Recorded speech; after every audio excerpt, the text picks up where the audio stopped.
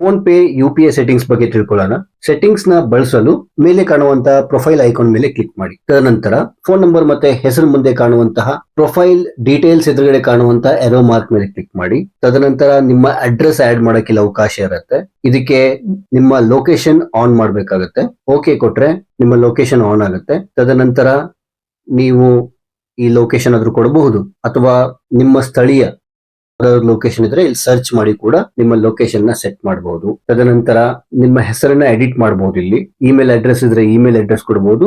ಹಾಗೇನೆ ಕೆಳಗಡೆ update changes ಅಂತ ಕೊಟ್ರೆ ನಿಮ್ಮ ಹೆಸರು ಮತ್ತೆ ಇಮೇಲ್ ಅಡ್ರೆಸ್ ಈ ಒಂದು ಅಪ್ಲಿಕೇಶನ್ ಅಲ್ಲಿ ಅಪ್ಡೇಟ್ ಆಗುತ್ತೆ. ಹಾಗೇನೆ ಫೋಟೋ ಕೂಡ ಆಡ್ ಮಾಡಬಹುದು. ನೀವು ಇಲ್ಲಿ ಕ್ಯಾಮ್ರಾ ಆನ್ ಮಾಡೋ ಮುಖಾಂತರ ನಿಮ್ಮ ಫೋಟೋನ ಆಡ್ ಮಾಡಬಹುದು ಅಥವಾ ನಿಮ್ಮ ಗ್ಯಾಲರಿಲಿ ಇರುವಂತಹ ಫೋಟೋಗಳನ್ನ ತಗೊಂಡು ಪ್ರೊಫೈಲ್ ಪಿಕ್ಚರ್ ಗೆ ಸೆಟ್ ಮಾಡಬಹುದು. ಹಾಗೇನೆ ವಾಪಸ್ ಬಂದ್ರೆ ಕೆಳಗಡೆ ಕಾಣುವಂತ ರಿಸೀವಿಂಗ್ ಮನಿ ಅಂದ್ರೆ ಇಲ್ಲಿ ನಿಮ್ಮ QR ಕೋಡ್ ಮತ್ತೆ UPI ID ಕಾಣುತ್ತೆ. ಈ QR ಕೋಡ್ ಬಳಸ್ಕೊಂಡು ಯಾರಾದ್ರೂ ನಿಮ್ಗೆ ದುಡ್ಡನ್ನ ಕಳಿಸಬಹುದು. ಯಾರಾದ್ರೂ ನಿಮಗೆ ದುಡ್ಡು ಕಳಿಸ್ತಿದೀನಿ ಅಂತಂದ್ರೆ ಯಾವ UPI ಅಪ್ಲಿಕೇಶನ್ ಇಂದಾನು ಅಂದ್ರೆ ಗೂಗಲ್ ಪೇ, ಪೇಟಿಎಂ, ಭೀಮ್ ಆಪ್ ಯಾವುದೇ ಬ್ಯಾಂಕಿನ ಅಪ್ಲಿಕೇಶನ್ QR ಕೋಡ್ ಸ್ಕ್ಯಾನ್ ಮಾಡೋ ಮುಖಾಂತರ ಅವರು ನಿಮ್ಮ ಅಕೌಂಟ್ಗೆ ಹಣವನ್ನ ವರ್ಗಾವಣೆ ಮಾಡಬಹುದು. ಹಾಗಾಗಿ ನಿಮ್ಮ ಫೋನ್ ನಂಬರ್ ಹೇಳಕ್ ಆಗ್ಲಿಲ್ಲ ಅಂತಂದ್ರೆ ಈ QR ಕೋಡ್ ನ ನೀವು ಡೌನ್ಲೋಡ್ ಕೂಡ ಮಾಡಿ ಇಟ್ಕೋಬಹುದು ಅಥವಾ ಇದನ್ನ ಯಾರು ನಿಮ್ಗೆ ದುಡ್ಡು ಕಳಿಸ್ತೀನಿ ಅಂತಾರಲ್ಲ ಅವ್ರಿಗೂ ಕೂಡ ಶೇರ್ ಮಾಡಬಹುದು. ಇನ್ನು ವಾಪಸ್ ಬಂದ್ರೆ ಬ್ಯಾಂಕ್ ಅಕೌಂಟ್ ಅಂತಿದೆ.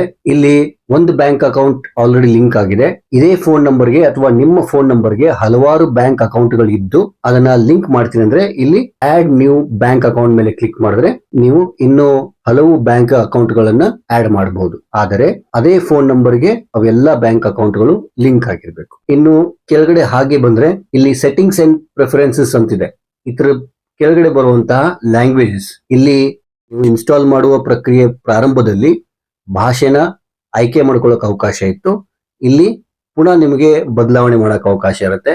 ಕನ್ನಡ ಬೇಕಂದ್ರೆ ಕನ್ನಡ ಚೂಸ್ ಮಾಡ್ಕೋಬಹುದು ಅಥವಾ ಬೇರೆ ಯಾವುದೇ ಭಾಷೆ ಬೇಕಂದ್ರೂ ಕೂಡ ಚೂಸ್ ಮಾಡಿಕೊಂಡು ನಿಮ್ಮ ಸೆಟ್ಟಿಂಗ್ಸ್ ಭಾಷೆನ ಬದಲಾಯಿಸಬಹುದು. ಹಾಗೇನೆ ನಿಮ್ಮ ಸ್ಕ್ರೀನ್ ಲಾಕ್ ಸೆಕ್ಯೂರಿಟಿ ಅಂತ ಬಂದಾಗ ನಿಮ್ಮ ಫೋನ್ ಲಾಕ್ ಏನಿದೆಯೋ ಪಾಸ್ವರ್ಡ್ ಪ್ಯಾಟರ್ನ್ ಅಥವಾ ನಿಮ್ಮ ಬಯೋಮೆಟ್ರಿಕ್ ಇದ್ರೆ ಇಲ್ಲಿ ಅದನ್ನು ಎನೇಬಲ್ ಮಾಡಬಹುದು. ಅವಾಗ ನೀವು ಫೋನ್ ಲಾಕ್ ಹೇಗೆ ಓಪನ್ ಮಾಡ್ತೀರೋ ಪಾಸ್ವರ್ಡ್ ಪಿನ್ ಕೊಡೋ ಮುಖಾಂತರ ಅಥವಾ ಬಯೋಮೆಟ್ರಿಕ್ ಕೊಡೋ ಮುಖಾಂತರ ಈ ಅಪ್ಲಿಕೇಶನ್ ಕೂಡ ಆನ್ ಮಾಡುವಾಗ ಪಾಸ್ವರ್ಡ್ ಅಥವಾ ಪಿನ್ ಕೇಳುತ್ತೆ. ಇನ್ನು ತದನಂತರ ಕೆಳಗಡೆ ಕಾಣುವಂತಹ ಲಾಗ್ ಔಟ್ ಇದನ್ನ ಸಾಮಾನ್ಯವಾಗಿ ಅಪ್ಲಿಕೇಶನ್ ಒಂದ್ಸರಿ ಬಳಸಿದ್ಮೇಲೆ ಲಾಗ್ ಔಟ್ ಆದ್ರೂ ಮಾಡಬಹುದು ಅಥವಾ ಸ್ಕ್ರೀನ್ ಲಾಕ್ ಆಲ್ರೆಡಿ ಸೆಟ್ ಆಗಿದ್ರೆ ನೀವು ಹಾಗೆ ಫೋನ್ ಪೇ ಅಕೌಂಟ್ ಅಲ್ಲಿ ಕೂಡ ಓಪನ್ ಇಟ್ಟಿರಬಹುದು.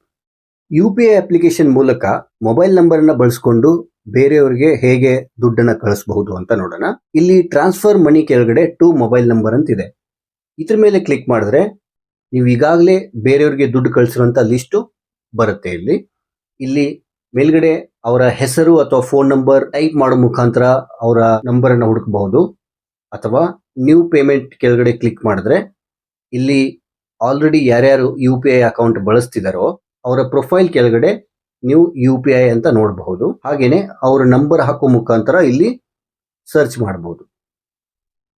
ತದನಂತರ ಕೆಳಗಡೆ ಕಾಣುವಂತಹ ಎಂಟರ್ ಅಮೌಂಟ್ ಆರ್ ಚಾಟ್ ಅದ್ರ ಮೇಲೆ ಕ್ಲಿಕ್ ಮಾಡಿದ್ರೆ ಇಲ್ಲಿ ಸಂಖ್ಯೆ ಎಷ್ಟು ಕಳಿಸ್ಬೇಕಂತಿದ್ರೋ ಅಷ್ಟು ಇಲ್ಲಿ ಸಂಖ್ಯೆನ ಟೈಪ್ ಮಾಡೋ ಮುಖಾಂತರ ಪಕ್ಕದಲ್ಲಿರೋ ಪೇ ಬಟನ್ ಮೇಲೆ ಕ್ಲಿಕ್ ಮಾಡಿದ್ರೆ ಇಲ್ಲಿ ನಿಮ್ಮ ಪಾಸ್ವರ್ಡ್ ಏನ್ ಸೆಟ್ ಮಾಡಿರ್ತೀರೋ ಆ ಪಾಸ್ವರ್ಡ್ ಕೆಲವು ಕಡೆ 4 ಸಂಖ್ಯೆದಿರುತ್ತೆ, ಇನ್ನು ಕೆಲವು ಕಡೆ 6 ಸಂಖ್ಯೆದಿರುತ್ತೆ. ಹಾಗಾಗಿ ಈ ಪಾಸ್ವರ್ಡ್ ಎಂಟ್ರಿ ಮಾಡೋ ಮುಖಾಂತರ ದುಡ್ಡನ್ನ ನೀವು ಅವ್ರಿಗೆ ವರ್ಗಾವಣೆ ಮಾಡಬಹುದು. ಫೋನ್ ಪೇ UPI ನಿಂದ ಬ್ಯಾಂಕ್ ಅಕೌಂಟ್ಗೆ ಹಣವನ್ನ ಟ್ರಾನ್ಸ್ಫರ್ ಮಾಡೋ ಪ್ರಕ್ರಿಯೆ ಬಗ್ಗೆ ನೋಡೋಣ.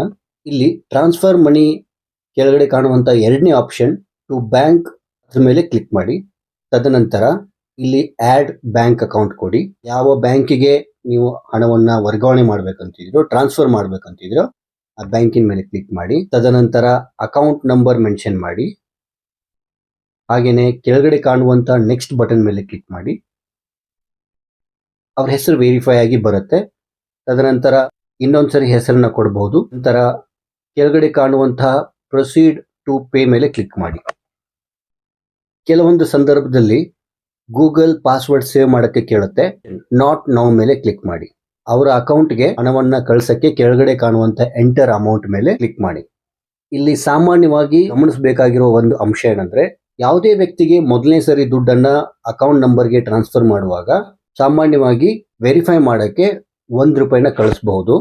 ಅವ್ರ ಅಕೌಂಟ್ಗೆ ಕ್ರೆಡಿಟ್ ಆದ್ಮೇಲೆ ಹಣವನ್ನ ನೀವು ಕಳಿಸಬಹುದು. ಹಾಗಾಗಿ ವೆರಿಫೈ ಮಾಡಕ್ಕೆ ₹1 ಅಂತ ಟೈಪ್ ಮಾಡಿ, ತದನಂತರ ಇಲ್ಲಿ ಪಕ್ಕದಲ್ಲಿ ಕಾಣುವಂತ ಪೇ ಬಟನ್ ಮೇಲೆ ಕ್ಲಿಕ್ ಮಾಡಿದ್ರೆ ಪಾಸ್ವರ್ಡ್ ಅನ್ನ ಎಂಟ್ರಿ ಮಾಡೋ ಮುಖಾಂತರ ಅವ್ರ ಅಕೌಂಟ್ಗೆ ನೀವು ದುಡ್ಡನ್ನ ಟ್ರಾನ್ಸ್ಫರ್ ಮಾಡಬಹುದು.